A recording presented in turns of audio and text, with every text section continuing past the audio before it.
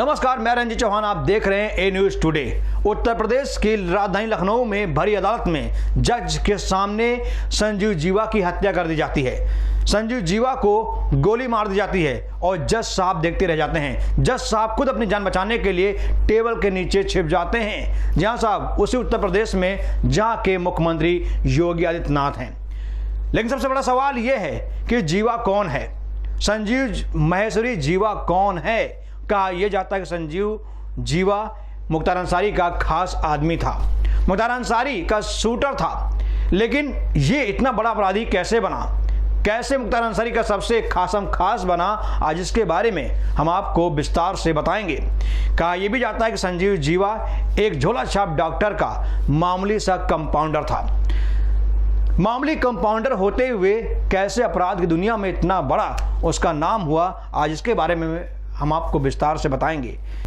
Gangster Sanjeev Maheshwari उर्फ जीवा की बुधवार को लखनऊ की भरी अदालत में गोली मारकर हत्या कर दी गई। उसे पहली बार 2006 में दिल्ली पुलिस की स्पेशल सेल ने गिरफ्तार किया था। तब उसके पास से बेवली स्कॉट पिस्टल बरामद हुई थी। उस वक्त जराइम की दुनिया में जीवा बहुत तेजी से उभरा था। मुजफ्फरनगर के आदमपुर के रहने वाले संजीव महेश्वरी के खिलाफ तब अपहरण, हत्या, लूट, डकैती जैसे दर्जन भर से ज्यादा केस दर्ज थे। लेकिन पहली बार दिल्ली पुलिस ने उस पर शिकंजा कसा था। 2015 में फिर आया था दिल्ली पुलिस के रडार पर। 2015 में जीवा एक बार फिर दिल्ली पुलिस के रडार पर आया जब उसने जेल से शहर के एक बिल्डर को धमकी दी थी। उसने बिल्डर को धमकाया कि उसके लोगों के नाम रेजिडेंशियल प्रोजेक्ट के 2 अपार्टमेंट ट्रांसफर कर दे, नहीं तो अंजाम बहुत बुरा होगा। उस मामले में जीवा का गुर्गा सुमित अवस्थी गिरफ्तार हुआ था और चार्जशीट में उसके भी नाम का जिक्र था। पश्चिमी यूपी के गैंगस्टर नाजिम के साथ मिलकर जुर्म की दुनिया में रखा गया कदम। पुलिस ने बताया कि जीवा ने नाजिम नाम के पश्चिमी यूपी के गैंगस्टर के साथ मिलकर जुर्म की दुनिया में कदम रखा। यह गैंग हरिद्वार, सहारनपुर और मुजफ्फरनगर जिले में अपहरण, डकैती, हत्या, लूट जैसे अपराधों को अंजाम दिया करता था। फैजाबाद में यूपी के पूर्व बिजली मंत्री ब्रह्मदत्त द्विवेदी की हत्या इसी गैंग ने की थी। जमीन पर अवैध कब्जे और वर्चस्व की लड़ाई में भी ये गैंग शामिल था। उस पर तैयार एक पुराने डोजियर में बताया गया है कि पश्चिमी यूपी में जमीनों पर अवैध कब्जे और उगाही को लेकर जीवा की गैंगस्टर सुशील मून के साथ वर्चस्व की लड़ाई थी। दबदबे को लेकर दोनों गैंग एक दूसरे के जान के दुश्मन बन गए थे। 2006-2007 में जीवा ने सुशील के मुगुर्गे हरवीर की हरिद्वार में गोली मारकर हत्या कर दी थी। इसके बाद दोनों में गैंगवार शुरू हो गया था। बाद में खड़ा किया खुद का गैंग। बाद में जीवा ने नाजिम से भी अपने रास्ते अलग कर दिए और उसने गैंगस्टर सतेंद्र बरवाला के साथ मिलकर अपना खुद का गैंग शुरू किया। जीवा तभी मुख्तार अंसारी के संपर्क में आया और उसके संरक्षण में अपराध करने लगा।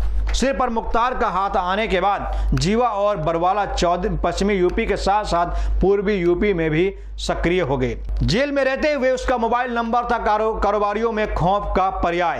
कृष्णानंद राय हत्याकांड में जब दिल्ली पुलिस के हाथों उसकी गिरफ्तारी के बाद वह जेल से ही गैंग चलाने लगा। लखनऊ और मैनपुरी जेल में रहते हुए वह वहीं से फिरौती, हत्या और अपहरण को अंजाम दिलाता था। वह मैनपुरी जेल में बंद था। तब उसका फोन आने पर कारोबारियों में दहशत फैल जाती थी। उसका मोबाइल नंबर था 8449-3926।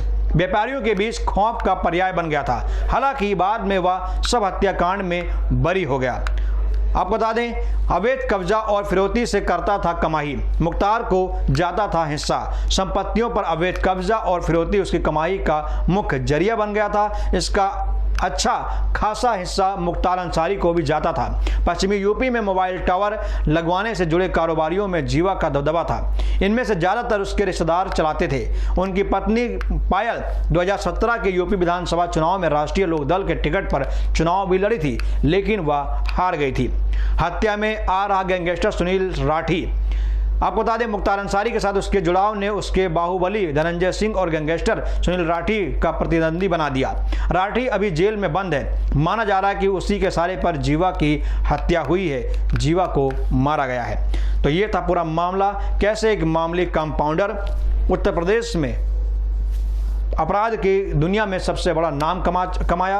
और आपको बता दें, ये संजीव जीवा एक छोटा सा कंपाउंडर था, एक झोला छाप डॉक्टर का कंपाउंडर था, लेकिन कंपाउंडर होते हुए इसने अपराध की दुनिया में एक अलग मुकाम हासिल किया, एक अलग नाम हासिल किया। लेकिन कहते हैं ना कि हर बुराई का अंत होता है, और इसी जीवा का भी एक दिन अंत हो गया। भरी अदालत में, न्याय के मंदिर में एक अपराधी ने इसको गोली मार दी, जज के सामने इसे ठोक दिया, और आखिर में मैंने फिर कहा था ना कि हर बुराई का अंत होता है, और इस बुराई का भी अंत हो गया। तो ऐसे तमाम खबरें देखने के लिए आप हमसे जुड़े रहें। बहुत बहुत धन्यवाद।